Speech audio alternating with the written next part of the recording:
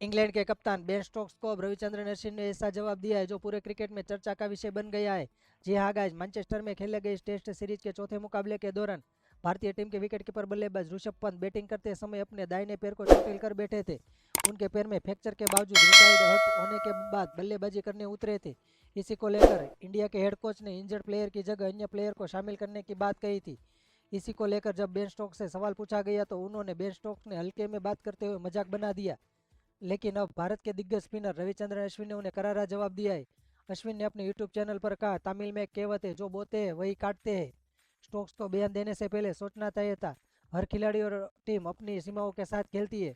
अगर किसी खिलाड़ी को चोट लगे फिर भी वह टीम के लिए मैदान पर उतरता है तो उसे मजाक नहीं, सम्मान मिलना चाहिए। ऐसे में स्टोक्स की मजाकिया प्रतिक्रिया निराशाजनक और असंवेदनशील थी। अश्विन ने कहा, खिलाड़ियों को अपनी राय रखने का हक है, लेकिन जिम्मेदारी के साथ बोलना चाहिए, क्योंकि जो बात आप हल्के में कहते हैं उसका असर बहुत गहरा पड़ता है। तो दोस्तों, क्या आप अश्विन से सहमत है? हमें कमेंट में ज़रूर बताना।